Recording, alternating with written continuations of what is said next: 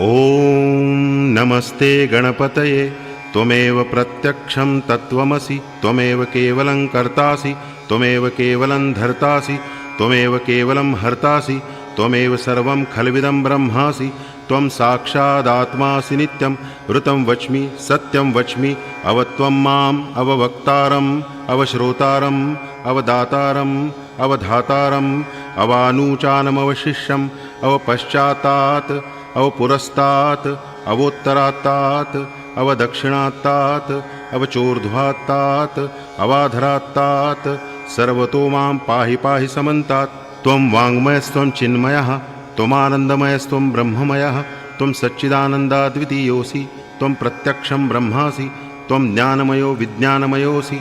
सर्वं जगदिदं त्वत्तो जायते सर्वं जगदिदं त्वत्तस्तिष्ठति सर्वं जगदिदं त्वयि लयमेष्यति सर्वं जगदिदं त्वयि प्रत्येति।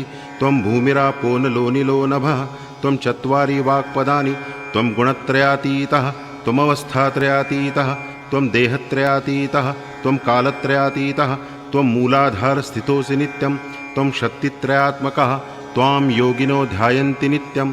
त्वं ब्रह्मा त्वं विष्णुस्त्वं रुद्रस्त्वम् इन्द्रस्त्वम् अग्निस्त्वं वायुस्त्वं सूर्यस्त्वं चन्द्रमास्त्वं ब्रह्मभूर्भुवस्वरों गणादिं पुरोमुच्चार्य वर्णादिं तदनन्तरम् अनुस्वारः परतरः अर्धेन्दुलसितं तारेण रुद्धम् एतत्तव मनुस्वरूपं गकारः पूर्वरूपम् अकारो मध्यमरूपम् अनुस्वारश्च आन्त्यरूपं बिन्दुरुत्तररूपं नादसन्धानं संहिता सन्धिः सैषा गणेशविद्या गणकऋषिः निच्रुतगायत्री छन्दः गणपतिर्देवता। ॐ गङ्गणपतये नमः।